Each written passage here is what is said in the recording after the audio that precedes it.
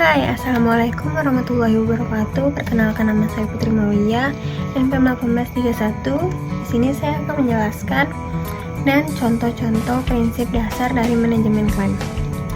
Yang pertama ada insurance interest, kepentingan untuk diasuransikan, yaitu seseorang yang mengasuransikan harus mempunyai kepentingan atas harta benda atau objek yang dapat diasuransikan.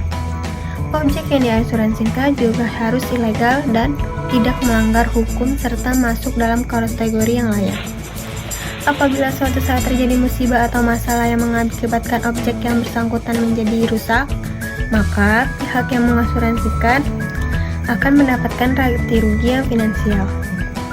Contohnya seperti hubungan keluarga, seperti suami, istri, ayah, anak.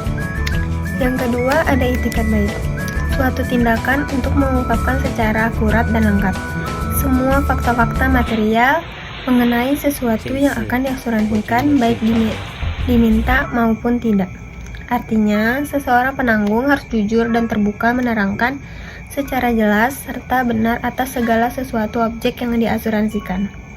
Prinsip asuransi yang satu ini juga menjelaskan tentang resiko-resiko yang dijamin maupun yang dikecualikan, termasuk segala persyaratan dan kondisi pertanggungan secara jelas dan teliti. Yang ketiga ada cause proximal, suatu penyebab aktif dan efisien yang menimbulkan suatu kerugian dalam sebuah rangkaian kejadian. Ketentuan klaim dalam prinsip asuransi ini adalah apabila objek yang diasuransikan mengalami musibah atau kecelakaan, maka pertama kali harus dilakukan pihak perusahaan asuransi adalah mencari penyebab utama dan yang aktif dan efisien yang dapat menggerakkan suatu rangkaian peristiwa tanpa terputus, yang mana akhirnya menimbulkan kecelakaan tersebut. Dari pertimbangan tersebut baru dapat ditentukan jumlah klaim yang diterima oleh pemegang polis itu tersebut. Yang keempat ada ganti rugi, suatu mekanisme yang mengharuskan penanggung menyediakan kompensasi finansial atau yang biasa disebut dengan ganti rugi dalam upaya menempatkan tertanggung dalam posisi keuangan yang ia miliki sesaat sebelum terjadinya kerugian. Meskipun demikian, pihak asuransi indemnity ini juga memiliki ketentuan yang mengatakan bahwa pihak perusahaan asuransi tidak berhak memberikan ganti rugi lebih besar atau lebih tinggi dari kondisi keuangan klien atas kerugian yang dideritanya.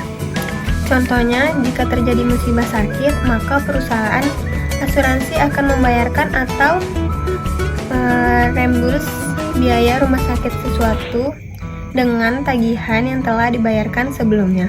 Yang kelima ada pengalihan hak atau pengecualian, yaitu pengalihan hak dari tertanggung kepada penanggung. Jika si penanggung telah membayar ganti rugi terhadap si tertanggung. Yang keenam ada kontribusi, yaitu bila pihak tertanggung mengasuransikan suatu objek ke beberapa perusahaan asuransi.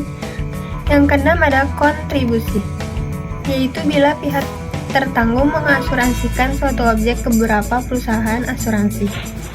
Contohnya, jika sang tertanggung mengasuransikan satu unit beserta isi kendaraan dengan total nilai 200 juta kepada 3 perusahaan asuransi dengan nilai asuransi ke perusahaan A sebanyak 200 juta, perusahaan B 100 juta, dan perusahaan C 100 juta, maka jika terjadi kecelakaan atau hal yang lain dapat membuat kendaraan tersebut rusak atau hancur, maka jumlah ganti rugi yang akan didapatkan sang tanggung dari perusahaan A sebanyak 100 juta, perusahaan B 50 juta, dan perusahaan C 50 juta.